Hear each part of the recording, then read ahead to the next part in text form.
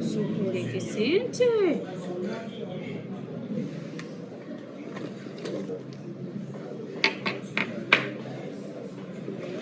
Sente ziri.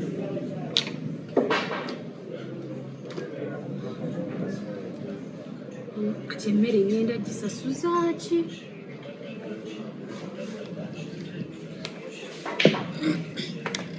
Kati njiye kaliwa bannange.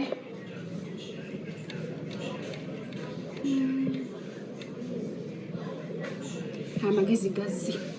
Nyuma. Muntu obanga olina amagezi go. Zagenda kusaba sente sizi.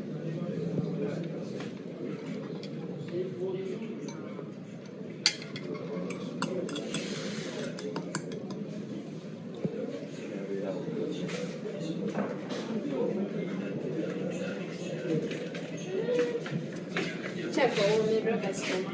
Kanda mama sowani gonna omuzadde koma bukubu. Kala iwe bale tuwagirako nimba de kawaka sente mu na kolo mulime ko watolola kutola sente ezo. Chogamba ova kulya na mwana.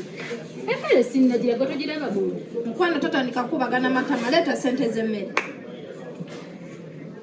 Kebera bulungi. Ntunulira bulungi nnyo. Oli mwalu ndi muddugavu. Kuna tugenda kwawula kale singa amanyi taka sente z'emmere ku mmeeza. Abantu baawano ba customer te mubawa respect.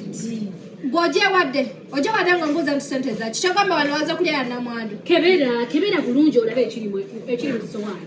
Gano magumba ga kyennyanja gova kulya. Ova kuleza enviri zo zikulinganga ebisa muli bakyafula batosibyeko nviiri. Tebabagamba nti n'abantu babaweereza bakasitoma basibe ku nviiri. Obukyafu obwo balimu waddugalira obwo daba bimutuwa. Mbadde manyi gwe abantu abeeru babeeramu amagezi. Saagala weesiruwaze. Saagala ngambe nti abantu abeeru babeera mikere. Zino enviiri za black oba za brown z'olina zonna zikwakidde ku mutwe ziringanga essanji. Omwo weefunyiza n'otoniwa n'oddugala n'oba n'obuuso obutini obutalaba. Weetegereze bulungi kiki ekiri. Agagalaba galemeddwa okulaba enviiri nti za brown si za black.